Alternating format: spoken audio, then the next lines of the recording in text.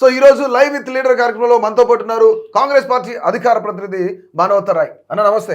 నమస్తే, ఎట్లా ఉన్నారు? బాగున్నా. మీరు ఎట్లా ఉన్నారు? అన్న నేను ఆల్వేస్ పర్ఫెక్ట్ అన్న. Okay, I'm also perfect. Congress వచ్చిన తర్వాత తెలంగాణలో పరిస్థితులు ఏం బాగాలేదు, ప్రజలందరూ ఇబ్బందులు పడుతూ ఉన్నారు. ఇక ముఖ్యంగా ఇప్పుడు గురుకుల పాఠశాలకు సంబంధించి కానీ జడ్పీ హై స్కూల్కి సంబంధించి కానీ ఫుడ్ పాయిజన్ చాలా ఎక్కువగా నడుస్తూ ఉంది. 51 మంది పిల్లలు చనిపోయారు. వీళ్ళందరినీ పొట్టన పెట్టుకుంది మాత్రం కాంగ్రెస్ పార్టీ అని చెప్పేసి ప్రతిపక్షాలు మాట్లాడుతూ ఉన్నారు.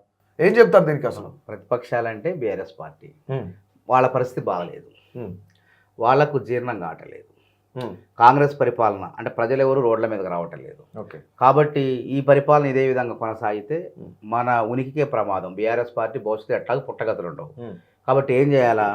ఈ గురుకులాల చిన్నపిల్లల జీవితాలతో చెలగాటపడాలి అనే ప్రయత్నం వాళ్ళు చేస్తున్నారు. అన్నీ తిప్పికొట్టినాం. రుణమాఫీ ఈరోజు సాయంత్రానికి సంపూర్ణంగా అయిపోద్ది. మహబూబ్నగర్ సభలో రైతు పండగ ద్వారా రైతు భరోసా కూడా సంక్రాంతిలోపు చేస్తారని చెప్పినాం. ఆ ముచ్చట కూడా తీరబోతుంది. జాబ్ క్యాలెండర్ ద్వారా నిరుద్యోగులు సంతృప్తిపరిచినాం. ఇట్లా రైతులు 51,000 కోట్ల రూపాయలు రైతు పండగగా అనేక కార్యక్రమాలు చేస్తాను. వేలెత్తి చూపడానికి కాంగ్రెస్ ప్రభుత్వం మీద అంశాలు లేవు. కాబట్టి ఏం చేయాలా? సున్నితమైనటువంటి అంశం గురుకులాలు అంటే విద్యార్థులు వాళ్ళ భవిష్యత్తు అంటే వాళ్ళ కలుషితాహారం నుంచి చనిపోతున్నారని దుష్ప్రచారం విషప్రచారం చేస్తే ఆ విధంగా తల్లిదండ్రులు పిల్లలందరూ రోడ్ల మీదకి వస్తే కాంగ్రెస్ ప్రభుత్వాన్ని అస్థిరపరచాలని కుట్ర. దీని వెనక ఎవరున్నారు? ప్రధానంగా ఆర్ఎస్ ప్రవీణ్ కుమార్ ఉన్నాడు. ఈ గురుకులాల్లో కలుషిత ఆహారం తిని విద్యార్థులు అస్వస్థత గురి కావడానికి ప్రధాన కారణం ఆర్ఎస్ ప్రవీణ్ కుమార్. ఎందుకు? గతంలో ఈయన గురుకులాల కార్యదర్శిగా పనిచేసినప్పుడు అనేక అక్రమాలకు అవినీతికి పాల్పడిండు. అన్న మీరు ఇక్కడ చాలా జాగ్రత్తగా చూడండి. చిన్నపిల్లల పట్ల స్కూల్ పిల్లల గురించి ఒక పెద్ద ఆరోపణ చేస్తా ఉన్నారు. ఎందుకంటే పిల్లలు అస్వస్థకు గురవుతా ఉన్నారు. 10 రోజుల వ్యవధిలోనే మాగనూరు జడ్పీ స్కూల్లో రెండోసారి జరిగింది. 40 మంది పిల్లలు అస్వస్థకు గురయ్యారు. కానీ మీరు ఇక్కడ ప్రతిపక్షంలో ఉన్న వ్యక్తి మీద ఆరోపిస్తా ఉన్నారు. నిజంగా ఇది చాలా సున్నితమైంది. సో దానికి వాళ్ళు బహిరంగ చర్చకు పిలిస్తే మానవత రాయ్ సిద్ధంగా ఉంటాడు. తప్పకుండా వస్తాం. మానవత రాయ్ దేనికి భయపడి ప్రూవ్ చేయగలుగుతారా? ప్రవీణ్ కుమార్ అవినీతి పైన 2017 సంవత్సరంలో బహిర్గతంగా బాహాటంగా కాంగ్రెస్ పార్టీ అధికారంలో లేనప్పుడే ధైర్యంగా నేను లోకాయుక్తలో ఫిర్యాదు చేశాను. అప్పుడు ప్రభుత్వంలో ఉన్నటువంటి ఆర్ఎస్ ప్రవీణ్ కుమారు అప్పుడు ముఖ్యమంత్రి కేసీఆర్ని లోబర్చుకొని ఆ యొక్క ఫిర్యాదుని మొత్తాన్ని ఆ విధంగా నిలవరించడం జరిగింది. నేను అదే అంటున్నా, నేను ఆధారాలతో రుజువులతో మాట్లాడుతున్నా. గతంలో ఆయన అవినీతి చేసింది అంటున్నా. ఈ రోజు గురుకులాలు వేరు, జడ్పీ స్కూల్స్ వేరు, తర్వాత ఆశ్రమ పాఠశాలలు వేరు. ఆశ్రమ పాఠశాలలో మొన్న అమ్మాయి శైలజ అనే అమ్మాయి చనిపోయింది. ఆ అమ్మాయి చనిపోవడానికి కారణం ఏంది? 60 మంది కలుషిత ఆహారం తిని మొత్తానికి కొత్త బియ్యం, అప్పుడే మనకు కూడా అరగదు కొత్త బియ్యం, చిన్న పిల్లల సున్నితమైన పొట్టల వాళ్ళవి, జీర్ణ వ్యవస్థ వాళ్ళకు కూడా అరగకపోవటం వల్ల కొద్ది మందికి అస్వస్థకు గురయ్యారు. వాళ్ళు కోలుకున్నారు. 60 మందిలో ఈ శైలజ అనే అమ్మాయి ఆశ్రమ పాఠశాల చెందిన అమ్మాయికి ఆరోగ్యం బాగోలేదు. ఇంటి దగ్గర నుంచే కోలుకోలేని పరిస్థితిలో ఉంది. ఇది నిజం, వాస్తవం. మీరు రిపోర్ట్ తెచ్చుకోండి. డయాలసిస్ జరుగుతుంది అమ్మాయికి. డయాలసిస్ తోడు ఊపిరితిత్తుల సమస్య ఉన్నది అమ్మాయికి. 60 మంది 59 మంది కోలుకోగా ఈ యొక్క చిన్నారి కోలుకోకపోవడానికి కారణం ఏంది? ఆరోగ్యం బాగాలి. అయినా మేము అప్రమత్తంగా ఉండి మెరుగైన వైద్యం కోసం హైదరాబాద్ తరలించి ఆ అమ్మాయి కోలుకొని బతికి చదువుకొని ప్రయోజకురాలు కావాలని చెప్పి మేము ప్రభుత్వం ఆలోచన చేసింది. కానీ ఆ అమ్మాయి చనిపోతే బట్టగాల్చి కాంగ్రెస్ ప్రభుత్వం మీద మేదేసి బీఆర్ఎస్ కండవ కప్పి ఇది కాంగ్రెస్ తప్పుదం అని చెప్పి దిక్కుమాలిన రాజకీయాలకు పాల్పడింది బీఆర్ఎస్ పార్టీ. కానీ ఇక్కడ ఆర్ఎస్ ప్రవీణ్ కుమార్ని ముఖ్యంగా మీరు ఆరోపిస్తుంది. మీ పైన వచ్చే నిందలు ఏవైతేనో, మీరైతే ఏవైతే చేస్తున్నారో, ఏ స్కామ్లు అయితే చేస్తూ ఉన్నారో, మీరు ఒక ఎంపీ కాదు, మినిస్టర్ కాదు, ఎమ్మెల్యే కాదు, కేవలం మీరు ఒక కార్పొరేషన్ చైర్మన్ కూడా కాదు, కేవలం కాంగ్రెస్ పార్టీకి సంబంధించిన అధికార ప్రతినిధి మాత్రమే కాంగ్రెస్ అధికారంలో ఉంది. దాన్ని అండ చూసుకొని మా పార్టీ అధికారంలో ఉందని చూసుకొని మీరు కొన్ని వసూళ్లకు పాల్పడుతున్నారు. మీ అంటే మీ విషయాన్ని పక్కదారి పట్టించడానికి ఆర్ఎస్ ప్రవీణ్ కుమార్ మీద బీఆర్ఎస్ మీద ఆరోపణ చేస్తున్నారని చెప్పేసి కొంతమంది బీఆర్ఎస్ ఎవరైతే జేఏసీ నేతలు ఉన్నారో, ఓయూ జేఏసీ నేతలు ఉన్నారో వాళ్ళు చెప్తా ఉన్నారు. మానవతరాయ్ ఎక్కడ వసూళ్లు పాల్పడిండో, ఆర్ఎస్ ప్రవీణ్ కుమార్ ను విమర్శించడంలోనే మానవతరాయ్ వసూళ్లు పాల్పడిండా? మానవతరాయ్ ఎక్కడ వసూళ్లో పాల్పడింది? ఉత్త నోటి మాట కదా, ఎక్కడ వసూళ్లో పాల్పడింది? మాట్లాడుకునేదాన్ని నేను ఒకసారి విజువల్ చూపిస్తాను. అంటే మీ మీద ప్రధానంగా వాళ్ళు ఆరోపిస్తున్నారు. వాళ్ళు నన్ను ఆరోపించడానికి వాళ్ళు ఎవరు అంటారు? చూడండి, వాళ్ళు జేఏసీ నేతలు అని చెప్తారు. వ్యక్తి ఈ సమాజంలో జరుగుతున్నటువంటి అభివృద్ధిని ఓర్చుకోలేక, ఈ సమాజంలో అట్టడుగు వర్గాలకు చేస్తున్నటువంటి అభివృద్ధి కార్యక్రమాలను చూసి ఓర్చుకోలేక ఒక మానవత విలువలు తెలియని వ్యక్తి మానవతరాయ్ మా గొప్ప వ్యక్తి అయినటువంటి డాక్టర్ ఆర్ఎస్ ప్రవీణ్ కుమార్ పైన అనుచిత వ్యాఖ్యలు చేశాడు నిన్న. తనకు నిజంగా నైతిక అర్హత లేదు, అంత పెద్ద గొప్ప వ్యక్తి గురించి మాట్లాడే అర్హత మానవతరాయికి ఏ ఒక్క విధంగా పనికిరానటువంటి వ్యక్తి ఇవాళ నిరుద్యోగుల పేరుతోటి ఇవాళ రాజకీయ వ్యభిచారిగా మారి ఇవాళ అనేక రకాల దందాలకు పాల్పడి కేవలం డబ్బుల వ్యామోహంలో అనేక రకాల పార్టీలు మారుతూ ఇవాళ సో ఇక్కడ క్లియర్ గా ఆరోపిస్తా నేను ఉన్నారు. చెప్తాను, రాజకీయ వ్యభిచారం చెప్తా ఈయన మీకు ఉన్నాడు. తెలుసా ఆ, ఏం తెలుసా నాకు- ఈ అలెగ్జాండర్ అనేటువంటి వ్యక్తి ఉమ్, ఆర్ఎస్ ప్రవీణ్ కుమార్ చెంచా. ఓకే ఆర్ఎస్ ప్రవీణ్ కుమారు ఎంగిలి మెతుకులతో బతుకుతున్నాడు. బోడుప్పలు గురుకుల పాఠశాల కళాశాలలో ఉమ్, ఇతనికి మెస్ కాంట్రాక్ట్ ఉంది. ఓకే. ఎట్లా వస్తుంది? ఏమైనా పెద్ద పుట్టుకతో కాంట్రాక్టరా? ఉమ్, ఏమైనా టెండర్ల ద్వారా వచ్చిందా?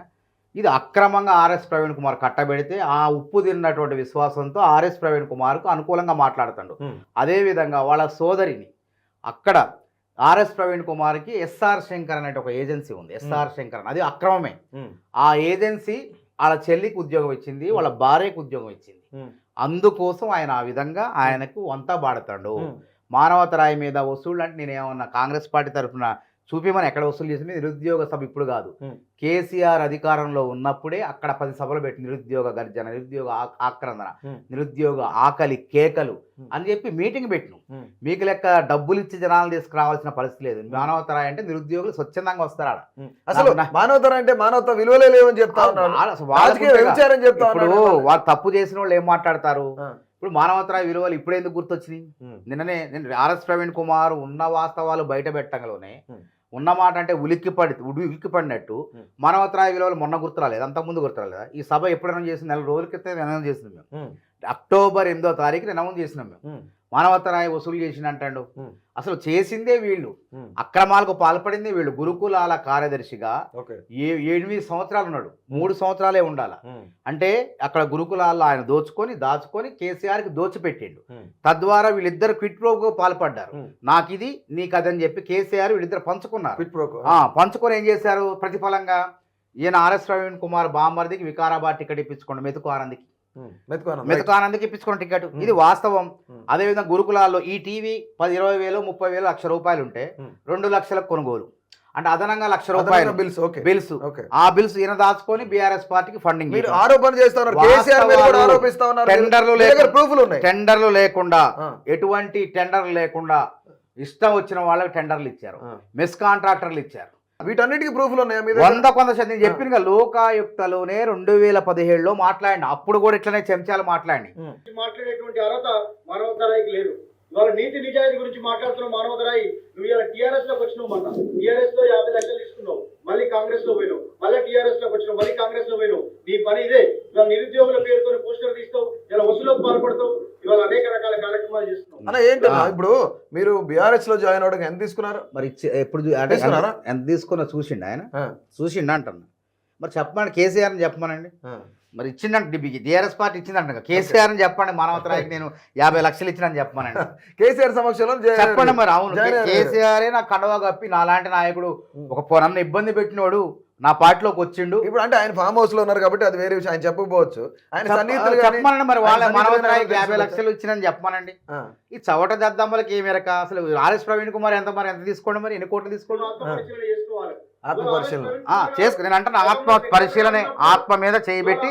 ఈ తెలంగాణ రాష్ట్రంలో అంటే గతంలో ఉమ్మడి ఆంధ్రప్రదేశ్ లో ఉన్నటువంటి విధంగా చూస్తే ఆ తెలంగాణ ఆంధ్రప్రదేశ్ లో ఓన్లీ ఎస్టీలకు మాత్రమే గురుకుల పాఠశాలలు ఉండేవి. ఇవాళ ప్రవీణ్ కుమార్ గారు సెక్రటరీ అయిన తర్వాత అంటే ముఖ్యమంత్రి కేసీఆర్ గారు తెలంగాణ ప్రభుత్వానికి వచ్చిన తర్వాత బీఆర్ఎస్ కార్యకర్తలు వీళ్ళు.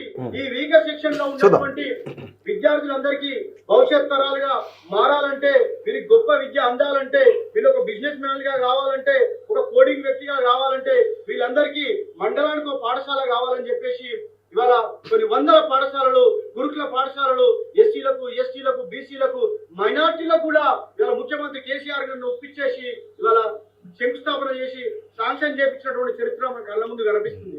అంటే గురుకులాలు ఏనే పుట్టించినట్టు చెప్తాడు. ఉమ్, అంతకుముందు కాంగ్రెస్ హయాంలో గురుకులాలు ఉన్నాయి. ఉమ్, అసలు గురుకులాలను తీర్చిదిద్దిన మహానుభావుడు, నిజాయితీ పరుడైన ఐఏఎస్ అధికారి S R Sankaran. S R Shankar. S R Sankaran గారు చనిపోయేటప్పుడు ఉమ్. చిల్లకు ఒక జత బట్టలు ఉన్నాయి అంతే.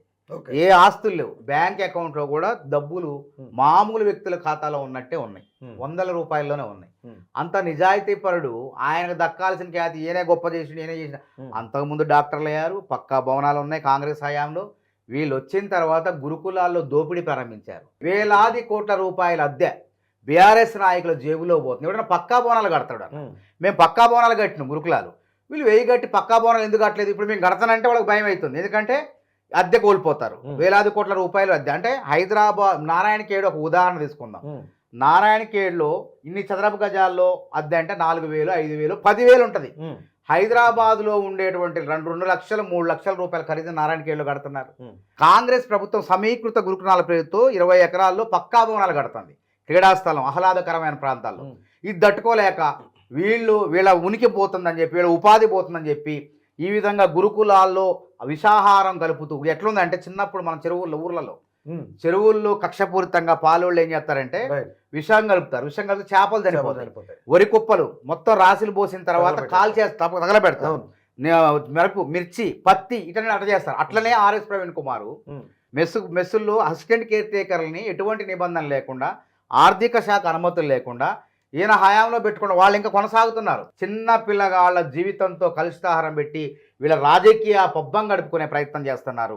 ఇది నిజం, వాస్తవంగా. అట్లాంటి అక్రమార్కులు ఎవరైతే ఉన్నారో వాళ్ళందరినీ కూడా వెంటనే బయటికి పంపించాల్సిందిగా, కాంగ్రెస్ విచారణ జరిపి బయటికి పంపించాల్సిందిగా కాంగ్రెస్ ప్రభుత్వాన్ని కోరుతాను. అందుకే నేను ఏమంటున్నా, అసలు ఈయన హయాంలో జరిగిన నియామకాల మీద విచారణ జరిగితే వెలుగులోకి వస్తుంది. అసలు ఎస్ఆర్ శంకరన్ ప్రైవేట్ అవుట్సోర్సింగ్ ఏజెన్సీకి ఈయనకు సంబంధం ఏంది? గురుకుల ప్రైవేట్ ఏజెన్సీ గురుకులాల కార్యదర్శి కార్యాలయంలో ఎట్లుంటుంది? అసలు కొన్ని రోజుల పాటు, కొన్ని సంవత్సరాల పాటు ఉంది. అప్పుడు నేను ప్రశ్నించడం మూలంగానే అక్కడి నుంచి తరలించి పెద్ద విమర్శలు వస్తాయని చెప్పేసి, అన్ని పత్రికల్లో వస్తాయని చెప్పేసి అక్కడ నుంచి తరలించి బయటికి పంపారు. ఇప్పుడు మీరు అధికార పార్టీలో ఉన్న ఒక అధికార ప్రతినిధి ఏ విధంగా సీఎం గారి దృష్టికి తీసుకెళ్తా ఉన్నారు? ఏ విధంగా వీళ్ళపైన యాక్షన్ తీసుకున్న సీఎం గారి దృష్టికి తీసుకుపోయిన మంత్రులు మాట్లాడారు, మంత్రులు కూడా ఇంటెలిజెన్స్ అధికారులు కూడా నివేదికలు ఇచ్చారు. ఏ విధంగా జరుగుతాయి ఒక్క రోజులో? ఆర్ఎస్ ప్రవీణ్ కుమార్ అరెస్ట్ త్వరలోనే ఉందనుకోవచ్చా? దీనిపైన తప్పకు విచారణ తేలితే ఉంటది. ఇప్పుడు ఆయన పాత్ర ఇప్పుడు విచారణ జరగదు, మేము చెప్తున్నాం, వాస్తవాలు చెప్తున్నాం. చట్టపరంగా సిబిసిఐడి అధికారులు విచారణ చేస్తారా, పోలీసులు చేస్తారా? తేలితే తప్పదు, ఎంత పెద్దోడికైనా తప్పదు. తప్పు చేసిన వాడు ఎవరికైనా తప్పదు. నేను పుట్టుకతో రాజకీయాలు, విద్యార్థి రాజకీయాలు, అదే అడుగుతాను. నా సిగ్గుందా వాళ్ళకుందా? ఇప్పుడు మీ టీవీ ద్వారా, అభినవ్ భారత్ టీవీ ద్వారా తెలవాలి, ప్రేక్షకులు తెలవాలి. ఇప్పుడు మానవతా రాయ్ విద్యార్థి విభాగం నుంచి ఒక 23 ఏళ్ళు కాంగ్రెస్ పార్టీ కష్టాల్లో ఉన్నప్పుడు, అధికారం లేనప్పుడు 40 కేసులు పెట్టుకొని రాజకీయ చివరికి ఎమ్మెల్యే టికెట్ దగ్గరకు వచ్చే టైంలో నా టికెట్ రాకుండా అడ్డుకున్నారు. అడ్డుకోవడం మనస్తాపంతో నేను ఇంట్లో ఉన్నప్పుడు మీకు ఏం చేయాలి కసితో, కోపంతో, రాజకీయంగా మేము మాకు వెళ్ళేది లేదు కదా. ఈయనలాగా అధికారి ఐఏఎస్ కాదు, ఐపీఎస్ కాదు, ఇంకోటి ఏం చేయట్లేదు మేము. కాబట్టి ఇంకో పార్టీలో చేరి మళ్ళీ కొట్లాడదాం ప్రజల తరపున అనుకున్నాం. నాకు అవమానంతో, కష్టపడిన నాకు అవకాశం అవమానంతో బీఆర్ఎస్ పార్టీలో చేరింది. ఆర్ఎస్ ప్రవీణ్ కుమార్ ఎందుకు చేరిండు సిగ్గు లేకుండా? బీఆర్ఎస్ పార్టీలో చేరినప్పుడు ఎన్ని కోట్లు తీసుకోండి మరి? దానిపైన కూడా ఆరోపణలు వచ్చి, దానికి సమాధానం చెప్పండి మీరు. కాంగ్రెస్ను ఓటు బ్యాంకు గెలిచాలంటే దళిత ఓటు బ్యాంకును గెలిచాలని చెప్పి ఈ ఆర్ఎస్ ప్రవీణ్ కుమార్ని బీఎస్పీలో పంపించి, ఆ విధంగా ఆ బీఎస్పీలో పోయిన తర్వాత ఓటు బ్యాంకు చీలుద్దేమని చెప్పి పాపం ఆశపడ్డాడు. వాళ్ళకు దురాశ ఎదురైంది. ప్రజలు కూడా వాళ్ళ వైపులు ఆర్ఎస్పీని ఎవడు నమ్మలే. ఈయన ఊసర వెళ్ళి బాగోతం చూసి ఎవడు నమ్మలే. కాబట్టి కాంగ్రెస్ పార్టీని గెలిపించారు. కాబట్టి మళ్ళీ భయపడిపోయి ఏం చేయాలా, మళ్ళీ కేసీఆర్ పంచనే చేరండి స్పష్టం అయిపోయింది. మన పార్టీ నేతలందరూ మళ్ళీ మన పార్టీకి తిరిగి రావాలని చెప్పి ఆ ప్రోగ్రామ్ పెట్టారు. ఆ ప్రోగ్రామ్ వచ్చిన తర్వాత కాంగ్రెస్ గుండెల మీద చేసుకొని చెప్పండి, నిజంగానే 23 ఏళ్ళుగా నేను కాంగ్రెస్ లో ఉన్న నాయకుడిగా ఉన్న విద్యార్థి విభాగం నుంచి ఎదిగారు, ఎంత తీసుకున్నారు మళ్ళీ గారికి? గుండె మీద చేసుకొని ఆత్మ పరిశీలనతోనే చెప్తాను. కాంగ్రెస్ పార్టీలో ఎవడు నయా పైస అయ్యాడు, గుర్తుపెట్టి, జాతీయ పార్టీ ఇది. వీళ్ళు కాంగ్రెస్ పార్టీ మా లాంటి వాళ్ళు కష్టపడి నష్టపోయారని చెప్పేసి నాలాంటి వాళ్లకు మళ్ళీ న్యాయం చేయాలని చెప్పి, రండి సొంత పార్టీలో రండి, మీకు అప్పుడు మాట్లాడలేకపోయినాం, మీకు టికెట్లు ఇలా బుద్ధగించలేకపోయినా చెప్పి మాలాంటి వాళ్ళకు న్యాయం చేయడం కోసం పిలిచి మరీ బుద్ధగించి లోపలికి ఇచ్చారు. ఇక అందులో ఆర్థిక లావాదేవీలు ఏమి ఉండవు. మరి ఉంటే సిబిఐ అయితే విచారణ జరుపుకోమనండి. ఎస్సీలకు, దళితులకు పెద్ద ఎత్తున కొంతమేర వాళ్ళని ఆదుకోవట్లేదు, వాళ్ళని పంచం చేర్చుకోవట్లేదు, ఎక్కడ చూసినా సరే దళితులను కిందకే దొక్కేస్తున్నారని చెప్పేసి ఒక టాక్ నడుస్తూ ఉంది. ఇందులో ఎంతవరకు నిజం ఉందన్న? ఇది అసత్య ప్రచారం. దళితులకు పెద్దపీట వేసిన పార్టీ కాంగ్రెస్ పార్టీ. మల్లికార్జున ఖర్గే గారు ఎవరు? ఒక దళితుడిని ఒక జాతీయ పార్టీ అధ్యక్షుడిని కాంగ్రెస్ అధ్యక్షుని చేసిన పార్టీ కాంగ్రెస్ పార్టీ. ఒక డిప్యూటీ సీఎం బట్టి విక్రమార్కని సిఎల్పి లీడర్ని చేసింది. అదేవిధంగా అధికారంలోకి వచ్చిన తర్వాత ఉప ముఖ్యమంత్రిని చేసింది. ఎంత గొప్ప పార్టీ, ఎంత ఆదర్శవంతమైన పార్టీ. దళితులకు అన్యాయం ఎక్కడ జరిగింది?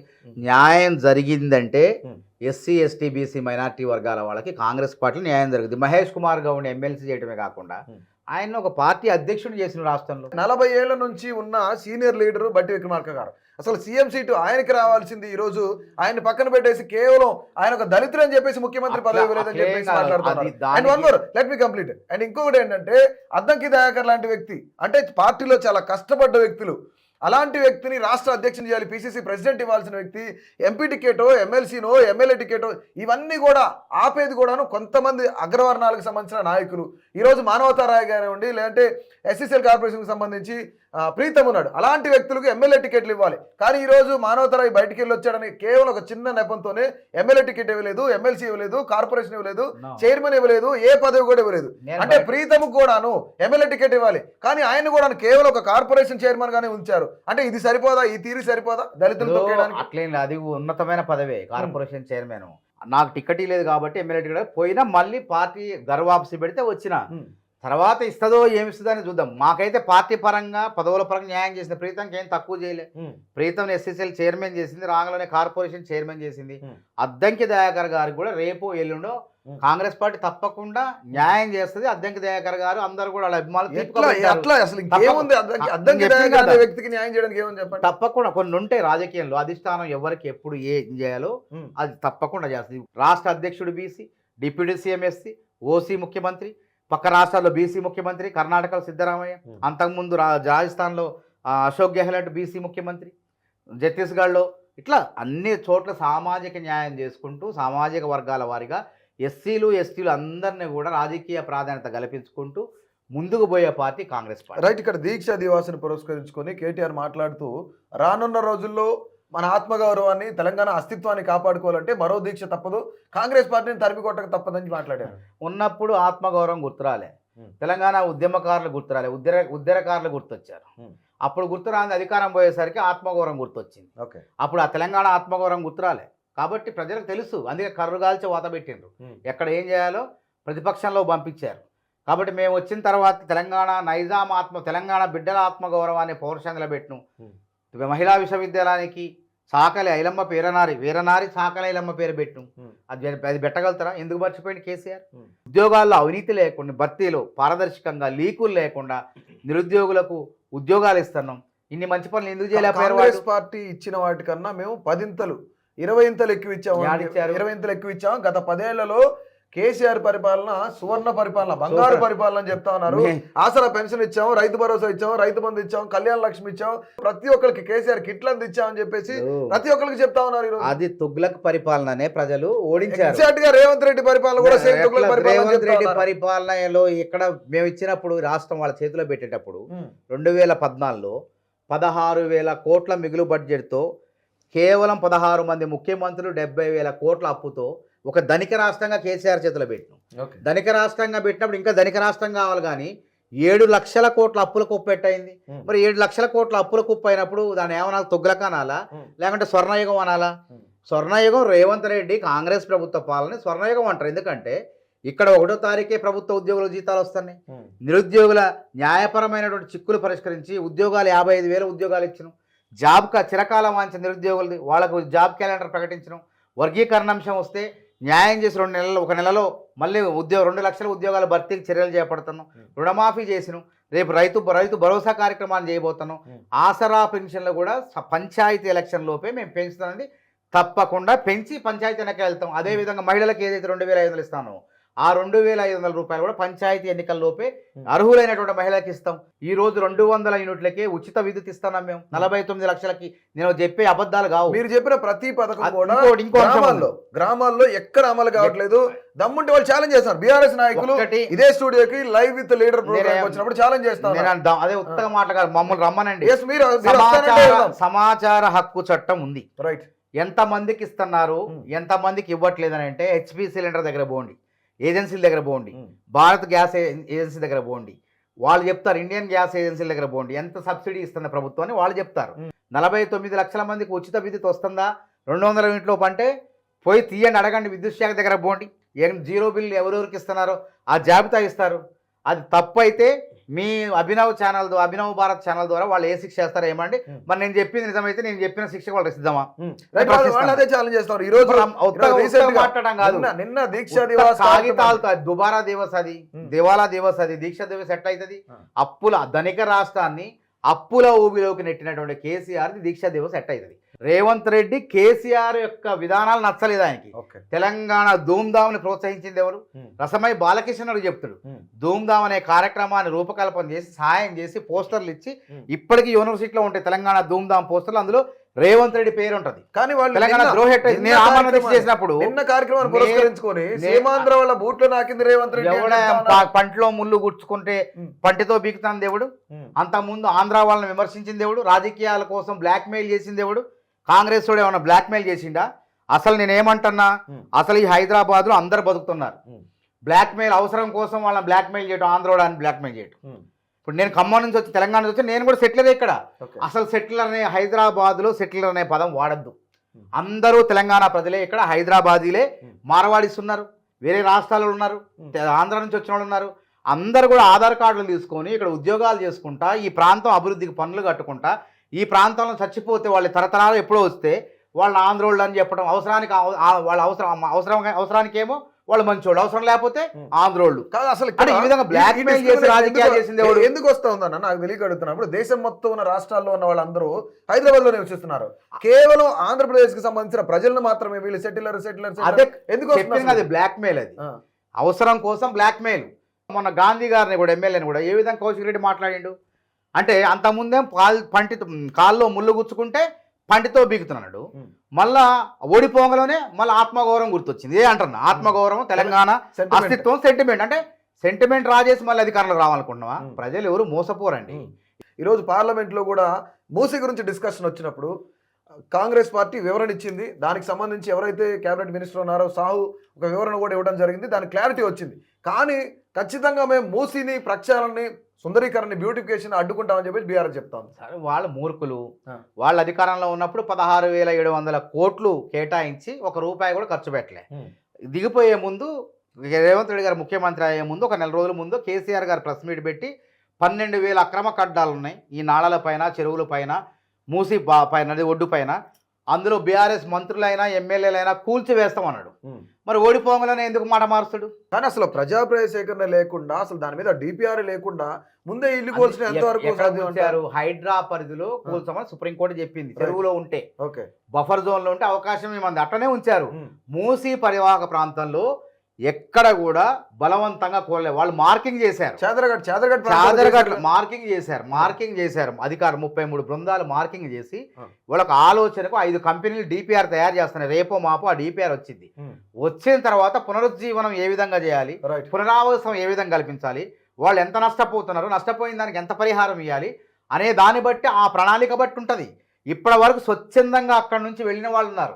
ఈ మురికి కూపంలో, ఈ నదీ గర్భంలో, ఈ దోమల్లో, ఈ కంపులో, ఈ దుర్వాసనలో బతికే కన్నా రేవంత్ రెడ్డి ఇచ్చిన డబుల్ బెడ్రూమ్లే హాయ్ అని చెప్పి చాలా మంది 500-600 కుటుంబాలు తరలి వెళ్ళిపోయినాయి. తరలి వెళ్ళిపోయేటప్పుడు వాళ్ళు కూల్చుకుంటే మేము డబ్బులు ఇచ్చిన వాళ్ళే కూల్చుకుంటే, అదేవిధంగా ₹25,000 సామాన్ తరలించడం కోసం ₹25,000 ఇచ్చినాం.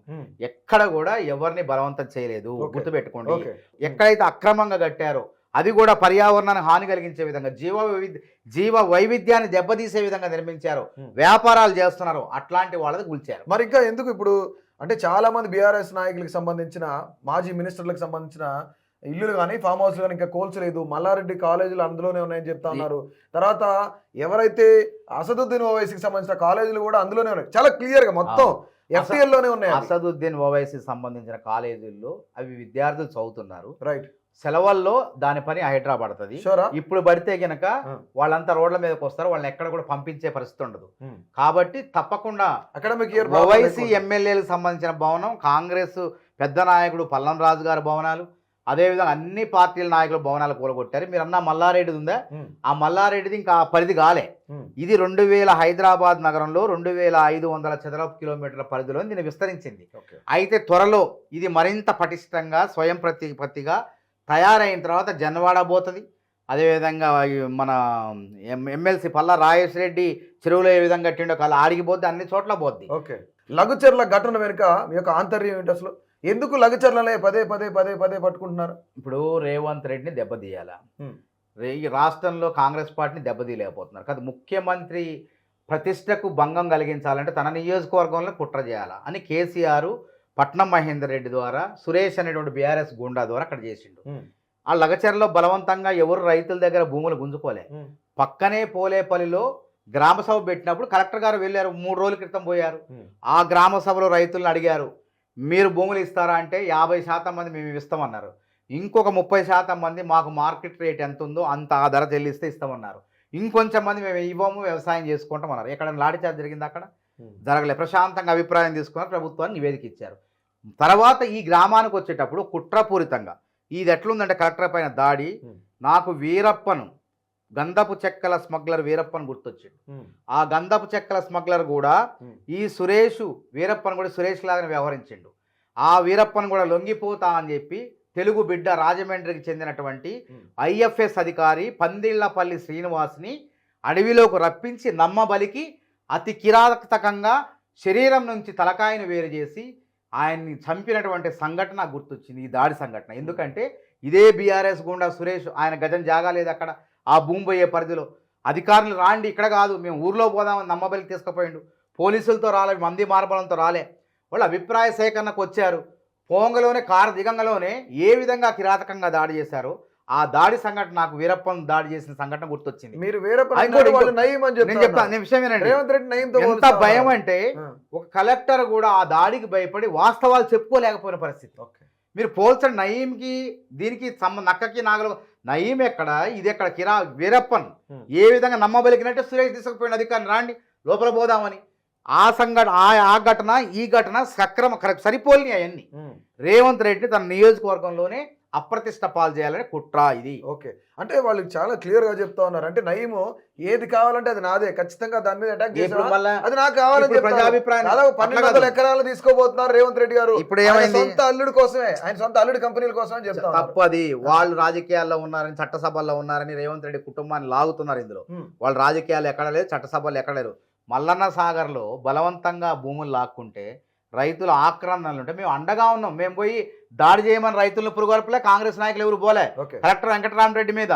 కానీ వీళ్ళు ఏం చేశారు, కలెక్టర్ మర్యాదగా పోయి ప్రజాభిప్రాయ సేకరణ తీసుకోకుండానే ఆయన పైన దాడి చేశారు. ఇది దౌర్జన్యం. మేము న్యాయ పోరాటం చేయమని చెప్పి వాళ్ళకి అండగా ఉండి హైకోర్టులో పిటిషన్ వేసింది. అట్లా చేశారా? పోనీ ఇప్పుడు ఏం జరిగింది? రేవంత్ రెడ్డి గారే ఇది ఫార్మా కంపెనీ కాదు, పారిశ్రామిక క్యాడరు, ఇందులో చేనేత సంబంధించిన పరిశ్రమలు ఉంటాయి. ఇటువంటి ప్రజలు కోరిన విధంగా అక్కడ ఆ లగచర్ల ప్రజలు ఏం కోరారు? ఫార్మా వద్దన్నారు. ఓకే, ఫార్మా వద్దంటున్నారు కాబట్టి అభిప్రాయాన్ని మార్చుకొని పారిశ్రామిక కారిడార్ అని చెప్పి ఆ ప్రాంత అభివృద్ధికి దోహదపడతారు. మల్టీపర్పస్ కంపెనీ అంతే మరి. రైట్. అసలు ఇక్కడ నా 4th సిటీ గురించి ప్రతి ఒక్కరికి ఒక క్లారిటీ అడుగుతా ఉన్నారు. ఇంతవరకు అసలు ఏ భూములు సర్వే చేశారు, ఏ భూములు సర్వే చేయలేదు, వాటి సర్వే నెంబర్లు ఎంత, వాళ్ళ విస్తీర్ణం ఎంత, అసలు ఎంత తీసుకుంటున్నారు, వాళ్ళకి నష్టపరిహారం ఏమిస్తున్నారు అసలు? అందుకే కదా ఇప్పుడు ఆ 4th సిటీ కూడా ఒక ప్రణాళికబద్ధంగా చేయాలి. అదే ప్రణాళిక ఇంకా కొనసాగుతుంది, ఇంకా ప్రారంభం కాలే. ఎవరికి భూసేకరణ పరిధిలో రైతులు నష్టపోయే రైతులకు ఏం చేయాలి, ఎంత చేయాలి, మార్కెట్ రేట్ ఎంత ఉన్నది, దాని ప్రకారం చేయాలి. ఈ ప్రాంతాన్ని ఇప్పుడు 3 నగరాలుగా ఉంది హైదరాబాద్, సికింద్రాబాద్, హైదరాబాద్, సైబరాబాద్. మరో నగరం పెరుగుతున్న జనాభా అవసరాలు. ఇప్పుడు 1.5 మంది ఉన్నాం. ముంబైలో 3.5 కోట్ల మంది ఉన్నారు. ముంబైలో ఇక్కడ కూడా భవిష్యత్తులో 3.5 కోట్ల మందికి ఇప్పుడున్న హైదరాబాద్ నాళాలు కానీ, మురుగునీటి వ్యవస్థ కానీ, మంచినీటి వ్యవస్థ కానీ సరిపోదు. కాబట్టి తప్పకుండా మరో నగరం తయారు కావాల్సిన 4వ నగరం ముచ్చెర్ల. కాబట్టి ఆ ముచ్చెర్లని ప్రణాళికాబద్ధంగా మోక్షగుండం విశ్వేశ్వరయ్య గారు ఏ విధంగా ఈ నాళాలు ఏర్పాటు చేసిండో అప్పుడు నైజాం పీరియడ్లో 1907, 1908, 1912 ప్రాంతాల్లో, అదే విధంగా మళ్ళీ అట్లాంటి నగరాన్ని ఒక ప్రణాళికాబద్ధంగా కాంగ్రెస్ ప్రభుత్వం నిర్మించబోతుంది. నిన్న కవిత బయటకు వచ్చారు. సో రానున్న రోజుల్లో కవిత పెద్ద ఎత్తున పబ్లిక్ని మమేకం అవబోతున్నారు. ఏదైతే కాంగ్రెస్ పార్టీ విఫలమైందో వాటన్నిటి పట్ల ఉచిత కరెంట్ కానీ, 200 యూనిట్లకు సంబంధించి కానీ, 500 గ్యాస్ సిలిండర్ కానీ, ఇవన్నీ ఫెయిల్యూర్ ప్రాజెక్ట్సే అని ఎత్తి చూపడానికి ప్రతి గడపకు నేను వెళ్తానని చెప్పేసి కవిత బయటకు వచ్చారు నిన్న. అట్ ద సేమ్ టైం జనవరి నుంచి కూడాను కేటీఆర్ పాదయాత్ర ద్వారా ప్రజల్లోకి వెళ్తాం, ప్రజలను కలుస్తాం, కాంగ్రెస్ పార్టీని ఎండగట్టే ప్రయత్నం చేస్తాం, మరొచ్చే 5 ఏళ్లలో ఖచ్చితంగా బీఆర్ఎస్ మళ్ళీ గెలవబోతుందని చెప్తా ఉన్నా. అంటే ఏ ముఖం పెట్టుకొని పోద్ది? లిక్కర్ కుంభకోణంలో అసలు అవినీతి ఉన్నటువంటి ఆమ్ ఆద్మీ పార్టీకి, కేజ్రీవాల్కి 100 కోట్ల అవినీతి చేసి రుజు చూపించిన, జైలుకు పంపించిన, నేను కూడా జైలుకు పోయినా, నన్ను చూడండి జైలు నుంచి వచ్చిన పోద్దా? ఏ ముఖం పెట్టుకొని పోద్ది ప్రజల దగ్గరికి ఆమె? చెప్పండి. అదే కేటీఆర్ ఎట్లా పోతుంది? పొర్లు దండాలు పెట్టాను అమ్మడు, పాదయాత్ర కాదు. ఇట్లా పొర్లు దండాలు దండం పెట్టుకుని పోతాం కదా గుళ్ళ దగ్గర. తెలంగాణ అట్లా- బతుకమ్మ అట్లా పోయినా నమ్మరు కదా. బతుకమ్మ అరెస్ట్ అయితే ఎవడన్నా పట్టించుకున్నాడా? ఓ ఇంకేమైంది భూకంపం వస్తుంది బద్దలైద్దాను ఎవడు పట్టించుకుని ఎవడు పనులు వాడున్నాడు. ఇప్పుడు కూడా అంత రేపు అవినీతి ఉచ్చులు ఇక్కడ బిగుస్తున్నాయి. ఫార్ములా 1 రేస్లో 55 కోట్ల అవినీతి స్పష్టంగా ఉంది. కాళేశ్వరంలో విచారణ పూర్తవుతుంది. పినాకిని ఘోష్ సిట్టింగ్ జడ్జి గారిది రేపో మాపో వస్తుంది తీర్పు తప్పకుండా. సిట్టింగ్ ఏది ఫోన్ ట్యాపింగ్లో ప్రభాకర్ రావు తప్పించుకునే ప్రయత్నాలు చేస్తారు. అమెరికాలో ఉండి ఆ ప్రభుత్వాన్ని శరణ కోరుతాడు. రాజకీయ శరణార్థి గారిని చూడండి అని చెప్పి ఆయన రాజకీయ నాయకుడు ఎట్టయితారు? ఏదో రాజకీయ పార్టీలో ఉంటేనో ఇంకేదో ఉంటుంది. ఏదో అధికారి తప్పు చేసిన అధికారి తప్పకుండా రావాల్సిందేడా. కాబట్టి ఈ విధంగా ఉచ్చులు బిగుస్తున్న కొద్దీ పాప మీరు జనాలు గుర్తొచ్చారు, రోడ్ల మీద పోతున్నారు. ప్రజలు నమ్మేవాళ్ళు అయితే పార్లమెంట్ ఎన్నికల్లోనే వీళ్ళకి ఓటు రాలేదు. 9 స్థానాల్లో డిపాజిట్ రాలే బీఆర్ఎస్ పార్టీ ఎంపీలకు. మిగతా స్థానాల్లో 3వ స్థానానికి పడిపోయింది. మీరు ఎట్లా నమ్ముతారు? అంటే అధికారంలో ఉంటే గళం గుర్తురాదు, అధికారంలో ఉంటే ఆత్మగౌరవం గుర్తురాదు, అధికారం పోగలనే తెలంగాణ అస్తిత్వం గుర్తొస్తుంది. ఆంధ్రోడు అంటాడు, ఆంధ్రోళ్ళని బ్లాక్మెయిల్ చేస్తారు, ఆంధ్ర తెలంగాణ విభేదాలు చిచ్చు పెట్టే ప్రయత్నం చేస్తాం. ఓకే, స్థానిక సంస్థల ఎన్నికల గురించి కానీ కాంగ్రెస్ పార్టీ భయపడుతుంది. ఖచ్చితంగా క్లీన్ స్వీప్ చేస్తాం బీఆర్ఎస్. తెలంగాణ రాష్ట్ర వ్యాప్తంగా తెలంగాణ ప్రజలందరూ కూడా బీఆర్ఎస్ నమ్మడానికి సిద్ధంగా ఉన్నారని చెప్తారు. ఏం చెప్తారు కాంగ్రెస్ పార్టీ తరఫున? ఇవన్నీ కూడా మేకపోతు అప్పుడు ఉండాలిగా వీళ్ళ పార్టీ. అందరు జైల్లో ఉంటారు కట్టగట్టుకొని. ఎవరు చెప్తారు వాళ్ళ అట్లా అని కాదు కదా. ఇప్పుడు కాంగ్రెస్ పార్టీ సమర్థవంతంగా సంక్షేమ పథకాలు అమలు చేస్తుంది, ప్రజల మనోభిప్రాయాలకు అనుగుణంగా పనిచేస్తుంది, ప్రజలు ఏం కోరుకుంటున్నారో తెలుసుకుంటుంది, ఆ విధంగా ముందుకెళ్తుంది. ఇంకా వేరే వాళ్ళకి అవకాశం ఎట్లా ఇస్తాం మేము? అవకాశమే లేదు, ఛాన్సే లేదు. కాబట్టి మళ్ళీ అధికారం GHMCలో కాంగ్రెస్ జెండా ఎగరవేయబోతుంది. రైట్.